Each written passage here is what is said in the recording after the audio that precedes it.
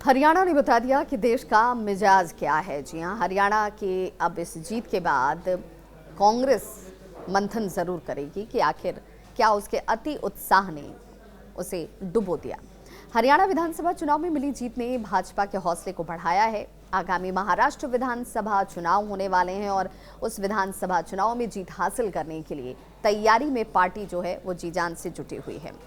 चुनाव परिणाम जैसे ही सामने आए, पीएम मोदी ने बीजेपी मुख्यालय में कार्यकर्ताओं को संबोधित किया और आपने सुना होगा कि उन्होंने अपने संबोधन के दौरान कांग्रेस की जातीय राजनीति की रणनीति पर जमकर निशाना साधा। उन्होंने कहा कि कांग्रेस जाति में बांटकर लोगों के बीच वैमनस्य को बढ़ा रही है। इससे आगे उसकी सोच नहीं है। देश का विकास हो, देश के लोगों का विकास हो, इस दिशा में कांग्रेस ने कभी सोचा ही नहीं है। पीएम मोदी ने यहां तक कहा कि कांग्रेस अपने लाभ के लिए जाति वाली राजनीति करती है। आज भी महाराष्ट्र में कई विकास परियोजनाओं के अगर आधारशिला की बात की जाए तो उसका विजन सिर्फ और सिर्फ भाजपा के पास है और इसी दिशा में हम योजनाओं की शुरुआत करते हैं, उसे धरातल पर उतारते हैं ताकि लोगों का उससे के साथ जुड़ाव हो सके। लेकिन कांग्रेस बिल्कुल इससे इतर वाली सोच पर काम करती है। महाराष्ट्र में कई विकास परियोजनाओं की जब आधारशिला रखी गई तो पीएम मोदी ने कांग्रेस पर इस दौरान भी निशाना साधा।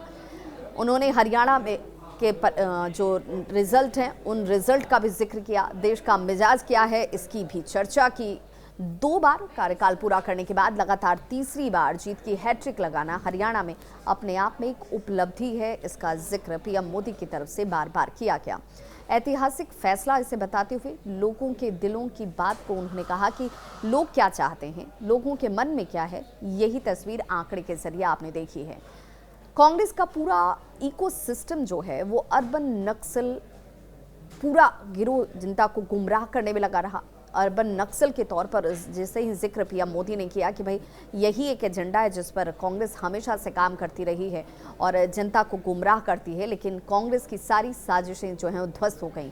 दलितों के बीच झूठ फैलाने की उनकी कोशिश थी, लेकिन दलित समाज ने इसे नकार दिया, इसे खतरनाक माना और वो इससे अपने आप को अलग करता है। झूठ फैलाने की कोशिश पर भी विरोध जाहिर किया गया। उन्होंने कहा कि भाई ऐसा कोई भी समाज नहीं है जो अपने विकास के लिए ना सोचता हो और दलित जो हैं वो अब सजग हो चुके हैं, सामर्थ्यवान हो चुके हैं और उन्हें पता है कि उनके लिए क्या उचित है और क्या अनुचित है।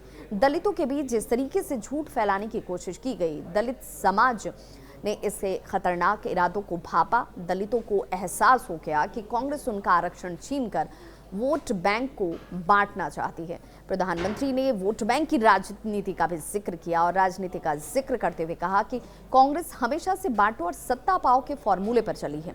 कांग्रेस ने बार बार से ये सिद्ध किया है कि वो एक गैर जिम्मेदार दल है।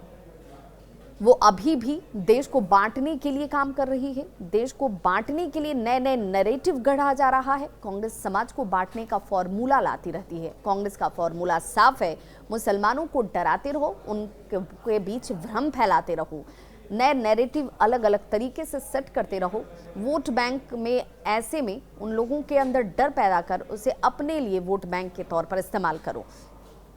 पीएम ने यहां तक दावा किया कि हरियाणा में कांग्रेस ने जाति को लेकर झूठा प्रचार किया था जिसकी पोल खुल चुकी है।